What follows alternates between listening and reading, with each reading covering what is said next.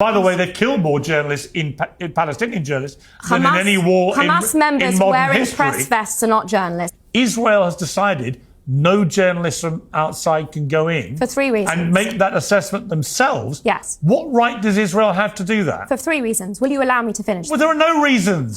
It's none of your business whether the journalists view their safety as being at risk. I'm sorry, you haven't heard the reasons yet. The first, of course, is the safety of the journalists, and I appreciate you don't accept that. The second... I think it's a load of nonsense. The second is the safety... The idea you're doing is some quaint concern for the safety of journalists is bullshit. That was reason number one.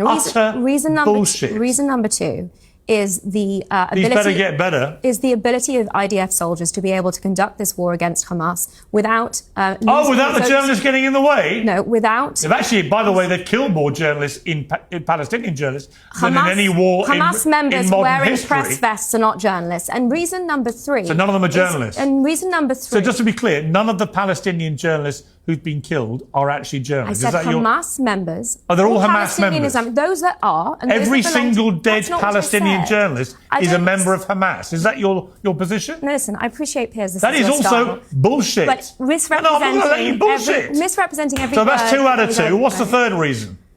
Our mutual friend Douglas Murray was embedded with the IDF in Lebanon.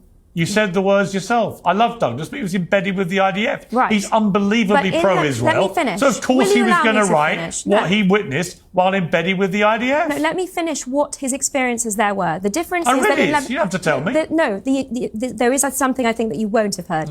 The IDF are able to allow journalists into Lebanon. He wasn't the only one. There were many other international journalists with him. There have been a tiny... Those other international journalists with him were very clear. There have been a tiny handful of journalists led in by the IDF in tightly controlled environments to witness what the IDF were prepared to let them see. And you know what those journalists said? And actually what it needs this war, to stop the bullshit, which is out of control, by the way, in this last 3 minutes, is to let international journalists go in and do their jobs. And they will worry with their networks or organisations about their safety, but they should be allowed to do their jobs. And there's only one reason why the Israeli government doesn't want international journalists crawling all over Gaza. It's because they do not want them reporting what they will find. Which, by the way, will include the bodies of thousands of children who you, on the Israeli side, are not counting as you count the terrorists you kill, but who journalists would.